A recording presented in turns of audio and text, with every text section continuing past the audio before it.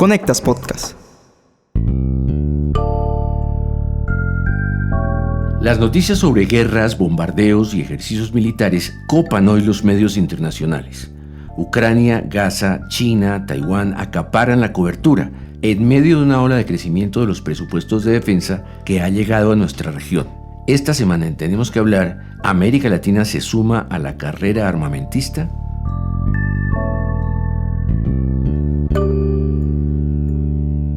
Hola, soy Mauricio Sáenz y les doy la bienvenida a un nuevo episodio de este podcast semanal en el que abordamos diversos temas de América Latina porque tenemos que hablar. Conectas Podcast presenta Tenemos que hablar. El análisis semanal para comprender la actualidad de América Latina, Realizado por la mesa editorial de Conectas, la plataforma periodística con miembros en 19 países de la región. Según el Instituto de Investigación para la Paz, que funciona en Estocolmo, el gasto militar en el mundo creció 19% entre 2013 y 2023, hasta alcanzar los 2.44 billones de dólares. Se trata de una tendencia que no tiene antecedentes y refleja el ambiente bélico que se respira en el planeta. Y en América Latina, por ejemplo, Brasil aumentó en 2023 su presupuesto de defensa en 10,24%, México lo hizo en 14,8% y Colombia en 9,71%. Es un fortalecimiento del gasto militar en una región que debería tener otras prioridades. Para conversar sobre esto me acompaña Octavio Enríquez, editor de Conectas. Bienvenido, Octavio. Gracias, Mauricio. Me parece muy destacable lo que decís, tomando en cuenta que nuestra región se caracteriza por la desigualdad, la pobreza y la violencia. Es interesante ver también que a diferencia de otras regiones donde hay guerra entre estados, en América no existen conflictos de este tipo, lo que tampoco la ha eximido de incrementar sus presupuestos de armas. ¿Pero qué explica que en esas condiciones los gobiernos sigan empeñados en gastar en eso sus escasos recursos? Porque aquí la plata no sobra. Hay distintas razones, Mauricio, pero en efecto los expertos con los cuales hablamos refieren que hay dos escenarios en los cuales se está ocupando el financiamiento del Estado a los militares. Una es la defensa. Esa parece ser la razón que condujo a Argentina a comprar recientemente 24 aviones caza F-16, o Brasil, que se quejaba hasta hace poco de la falta de equipamiento. El otro factor es el combate a la delincuencia. Eso pasa en países como Honduras, República Dominicana, entre otros. Y el tercer factor es la represión. Ejemplo de último es Venezuela y Nicaragua. En este caso, el informe de CIPRI es bien interesante. Mientras no considera confiable los datos de Venezuela, en el caso de Nicaragua registra un aumento del 10.80% del presupuesto en 2023. Es cierto que la realidad de los países de la región tiene varios matices, pero el resultado es un fenómeno que parece recordar épocas pasadas, realidades que se dieron por superadas cuando inició una etapa de democratización en los 90. Esto dice el ex canciller guatemalteco Edgar Gutiérrez.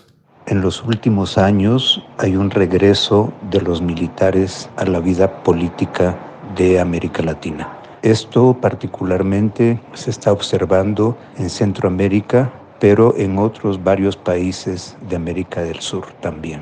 El retorno de los militares no es necesariamente voluntario, es por llamado de las autoridades legítimamente electas y viene del brazo de dos fenómenos presentes en toda la región. Por un lado, el aumento de las crisis de seguridad en las que los mandatarios aún no saben distinguir sobre el uso de fuerzas civiles como las policías y el uso de fuerzas militares para la defensa nacional. Esa confusión de roles, de conceptos, de instrumentos en los cuales quedan rezagadas las propias normas que se han dado a estos países causa una tremenda confusión. Por otro lado, hay también una crisis y en algunos países regresión de la democracia. Octavio, lo que ha ocurrido en México en el sexenio del presidente Andrés Manuel López Obrador sirve muy bien de ejemplo concreto del empoderamiento de los militares. Efectivamente, es un buen ejemplo, Mauricio. Mientras el dinero invertido en seguridad sigue sin dar los resultados anhelados para una ciudadanía francamente bien agobiada por la violencia, los militares tienen un peso destacado en el esquema de poder en México y participan de jugosos contratos y de una gran influencia.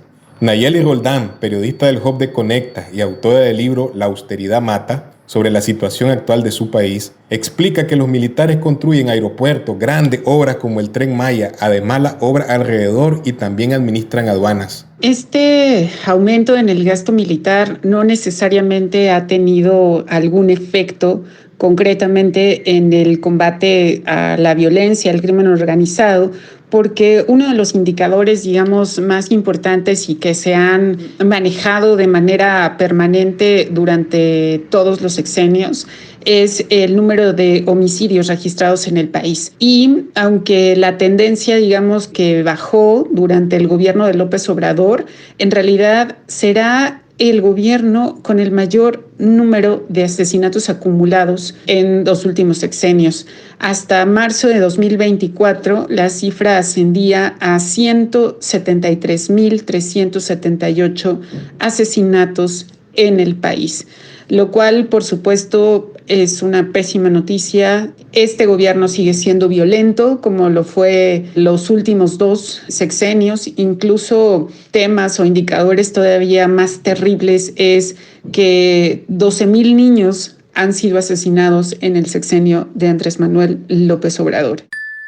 Eso puede significar, al menos por ahora, que solo a Nayib Bukele le ha servido aumentar el gasto militar, pues al fin y al cabo logró hacerse reelegir con su política de mano dura, aunque se haya llevado por delante los derechos humanos y el Estado de Derecho para concentrar el poder en una sola persona, o sea, él mismo. Y nosotros, Mauricio, los nicaragüenses sabemos de primera mano las consecuencias de la instalación de una persona en el poder, la destrucción de los resortes democráticos, lo que ha estado presente en nuestra historia. Las consecuencias notables son la migración forzada de miles de ciudadanos, un estado de terror, la destrucción de la sociedad civil, confiscaciones, privaciones de nacionalidad, impunidad ante las denuncias.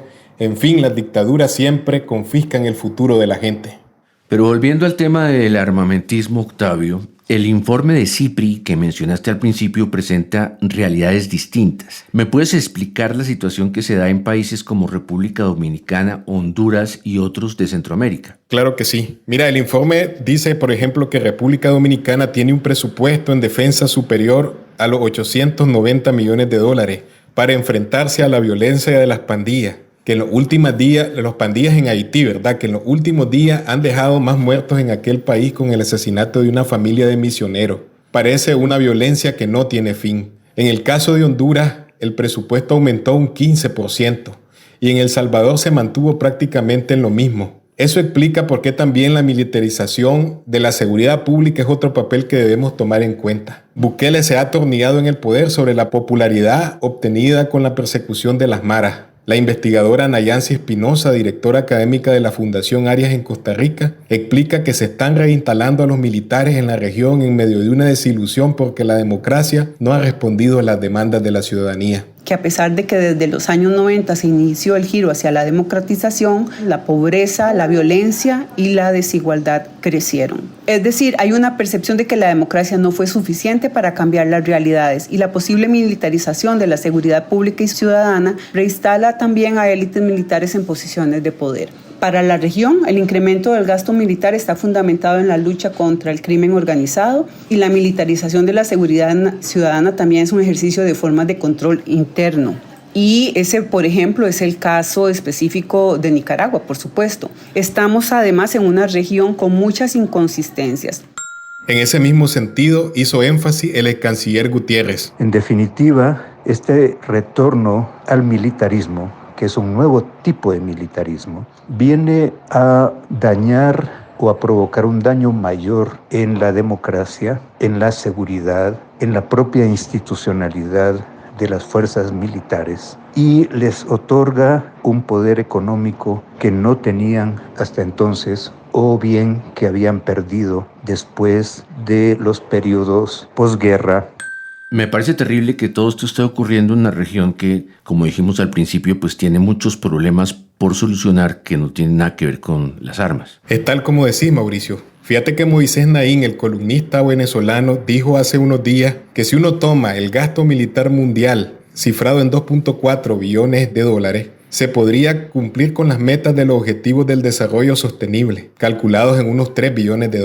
Por otra parte, la CEPAL informó unas cifras que son francamente terribles, tristes. Te comparto algunas de ellas. Más de 180 millones de personas en 2023 no tienen ingresos suficientes para cubrir sus necesidades, lo que representa el 29% de la población en la región. 70 millones de personas tampoco tienen ingresos para adquirir una canasta básica de alimentos y casi un tercio vive en la pobreza. ¿Qué te parece? El secretario ejecutivo de la CEPAL, José Manuel Salazar, lo dejó claro en un informe sobre el panorama social de América Latina y el Caribe en 2023. Pues hemos enfatizado mucho y se vincula con la importancia de un crecimiento más alto, porque no hay forma de que los mercados laborales desempeñen este papel de movilidad social ascendente, reducir desigualdad, de reducir pobreza, reducir informalidad y aumentar la cohesión social, a una región que crece a 1% o a 2%, ¿verdad?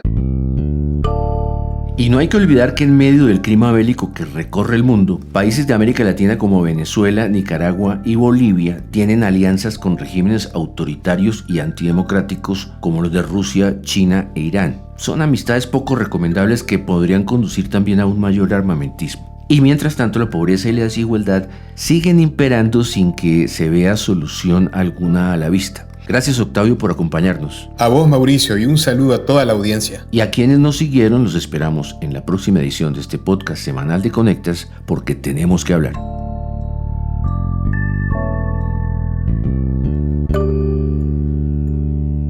Para conocer a profundidad más contenidos de análisis sobre las Américas, visítanos en www.conectas.org. Escúchanos cada semana en Spotify, YouTube, Apple y Google Podcasts. Activa las notificaciones y déjanos tus comentarios porque en Latinoamérica tenemos que hablar.